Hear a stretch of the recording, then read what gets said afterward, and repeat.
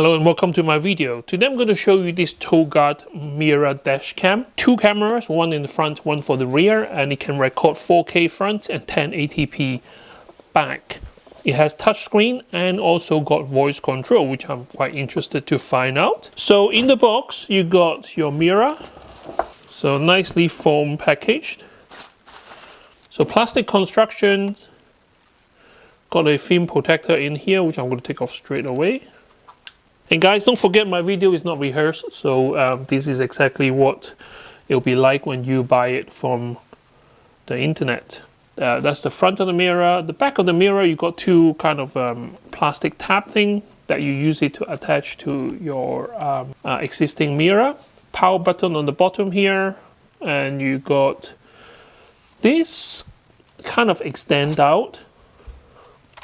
As much as I can, I would like to have the camera kind of hidden, so it kind of a nice profile. That's just me with a bit of OCD in terms of the aesthetic of my car. If you push it out, so you can actually have it sticking out on the side more. So for example, if your mirror is already kind of a big one and there's no space for the camera to face forward, so you push it offset so you can have the camera facing front. And you got a bit more control here. You got your GPS port here, so it does come with a GPS antenna. This is a two-edged sword with the GPS. Is like, yes, you want GPS for more data, but if you do get an accident and you're speeding, actually go against you as well. You got your AV port for the rear camera. Media card port doesn't come with a media card. I think it supports up to 128 gigabyte of memory, but it does loop like any other DVR or dash cam, so you don't really need to have a big card unless you need a lot of footage in case anything happened. It does have a lock function, so usually when you are in an accident or you need to save some important footage, you can lock it so it doesn't get deleted even if you go into the loop mode. And the interesting thing about this one is with the voice control, you can actually tell the mirror to lock it, so you don't have to press a button or rely on the collision sensor cam. So you got your GPS antenna. So this one you can stick it on your windscreen or hide it somewhere. GPS signal, they do go through bonnet and it's not for navigation, so I guess it's not that important. I'm definitely hiding this because I don't like anything on display on my glass front screen. And to power the machine, you will need one of these. This one go to your, obviously your cigarette lighter socket. And this is a 12 to 24 volt input. Output is 5 volt 3A. So this is basically a USB power thing. And it comes with a wire. This one should be long enough for all normal cars. So you can have it mounted on the near your number plate. That will be the best place for it. Now looking at this, they've got up and down adjustment, but there's no sideway adjustment. It also comes with an extra power wire. Now this one, if you wired it to your reverse lamp, then every time you select reverse, it will activate the camera for you. Now I won't be using that function because my car has a very bad rear view from my mirror, so I want this to be permanent on, so I won't be using that. Okay, well, it's a nice touch. So I usually just use the spoon, like a teaspoon handle or kind of a spoon handle to push the wire against the trim. So this one comes with a little plastic device so that you can actually hide your wires when you installing your camera. And two rubber straps. This is what you use to attach it to your existing mirror. Instruction booklet, and that's everything that you get. Before the actual installation or demo video, I just want to say a bit of thank you for watching my video, and if you find my information useful, don't forget to share, like and subscribe to my channel to help me grow. So I have an old cable here attached to my power bank, so let's push it in. Okay, just like you're starting your car, as soon as it sends power, it will boot up. So now it has a kind of the screen is working already. Okay, at the moment it says SD card not detected, so let's put an SD card in it. So I do recommend a faster card and at least 64 gigabyte. even though it goes in loop, you might never know, you know, when you need the footage. A few days or weeks later, it will still be there if you have a larger card. If not, they just keep overwriting it. Okay, it says here SD card need format. So if I go into the menu system, well, it's very responsive. So as soon as I click it, there's no delay. Let me see, where is SD card? SD card format. Format SD card at once. Confirm. Okay, so that's kind of ready to go. Date, time. Let me see, I just need to change the time. Yeah, okay, so this is the kind of first test. So it does have a lot of glare. It just means that it's a very good mirror. But at the same time, if you are in the car and you're relying on this as a screen, then it might run into a bit of trouble with the glare. But at the end of the day, this is a mirror. So we just have to work around that. I'm going to show you guys in the thing in a minute. So boot sound, definitely I'm going to turn it off. I don't like waking up sound from any of the devices. That's just me. Video encode. So you have the choice of 264 or 265. Again, I'm going to test out both. One is more efficient than the other, but it's about compatibility with your computer as well. So in the loop record function, you can choose 1 minute, 3 minutes, and 5 minutes. I personally choose 5 minutes all the time. It just means that it's bigger chunks. When I come to review my videos on the SD card, I like to see less file, not more. But that's just me. Everyone have their own preference. Okay, this is just testing, by the way. I am going to cut this part of the video short. Alright, so this is an indoor testing of this mirror camera. So Toguard CE80B in the full studio light, and I'm really close up to the camera. I can see myself on my camera screen, so I know I'm in frame. And yeah, so this is side by side. Recording voice as well, not just video. So I'm going to review it back in the computer in a second. I'm in my car right now. It does need a wash, as you can see. It's quite dirty. This is what I mean when I say I needed a mirror upgrade. So this is my Vauxhall Ampera, which is a plug-in hybrid. This is a kind of a 10 years old car now. That's the view that I get when I am driving. Can you see? Literally, I got a sliver of the rear screen. So if I really crouch down, then I can see a bit more on the back.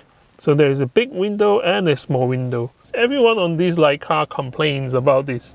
So if I put it on the reverse, this is my reverse camera. Just imagine how rubbish is that.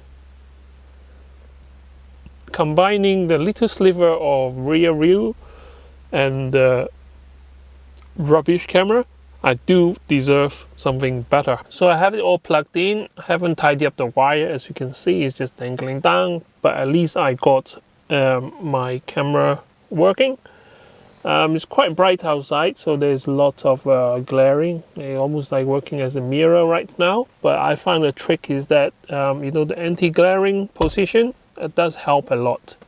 So you can flip it up and down. It does change the angle of the camera a little bit, but because it's a wide angle, so it wouldn't affect it that much. By default, it's showing two images right here, one in the back, one in the front. The function I think I will use the most is actually the voice command, because now I don't need to touch the camera. Show rear camera. Okay. Show front camera. Okay. Turn off screen. This rear mirror is so much better than my original one because it's much wider. The original one is kind of half the size of that. And remember, the view that I had at the back is not ideal. But with this mirror, I see a lot more, but I still would like to use the rear camera instead. Turn on screen. Okay. Show rear camera. Okay. I will just use this as my rear view mirror, I think. GPS is plugged in, but at the moment I just hid it inside the glove box. And I'm going to drive around now to show you guys the in-car footage. Last time I done this video, a lot of viewers from America were saying that, oh, that's illegal, you shouldn't park or reverse onto the main road, you should reverse onto your own drive. But just take a look at everybody here. Everyone do the same thing. It's quite common in the UK, especially on this residential road. It's so quiet. Okay, these two have a car facing front and then a car facing back. Don't know if you can read this number plate, but I can quite clearly because it's a very clear day. And this should be on 4K resolution in the front and 1080p at the back. Okay, there's a learner driver. Let me go through first, so I'm just going to step on the gas a bit. The GPS is working because I can see my speed on the display. Try not to break the speed limit here. It is 30 miles an hour on residential roads, but we would go nowhere near that kind of speed. It'll be eerie. So road sign on the other side. Very, very nice day today. A bit overcast, but definitely enough sunlight for this dash cam to work. I'm going to be faster.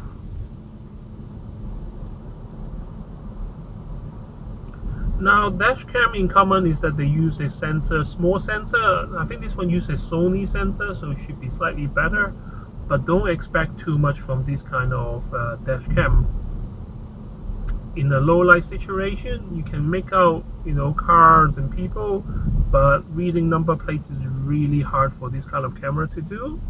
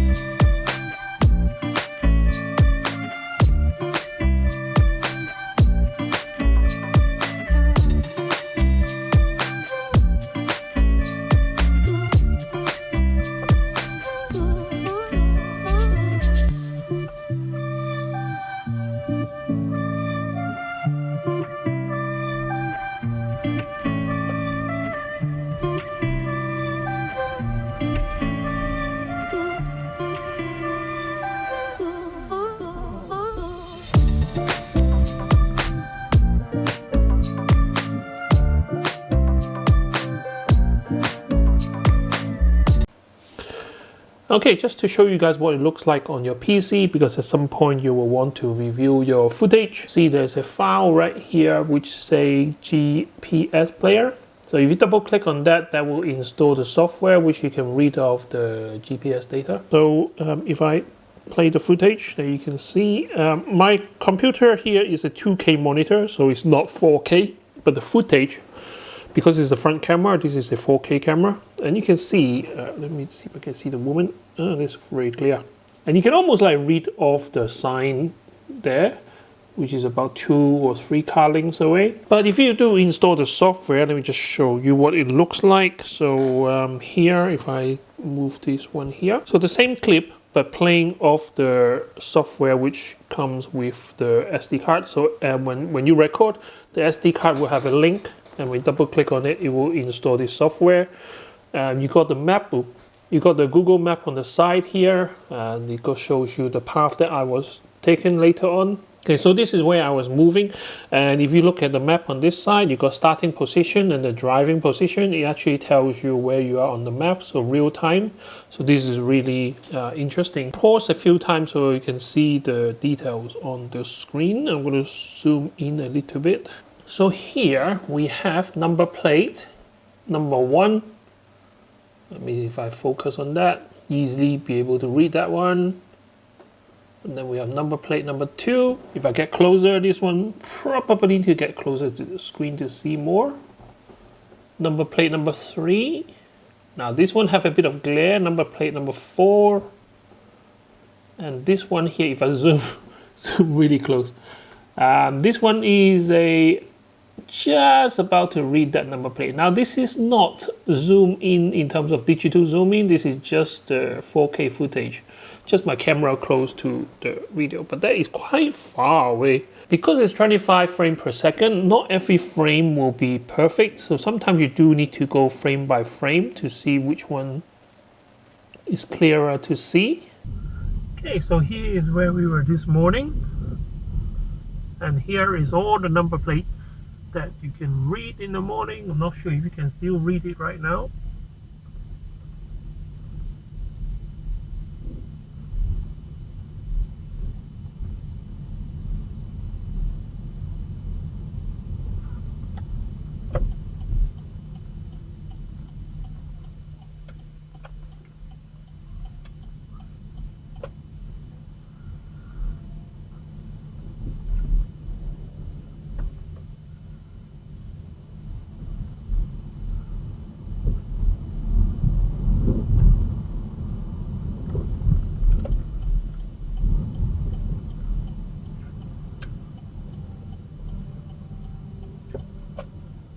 What kind of car is this? OMG! Like a Christmas tree.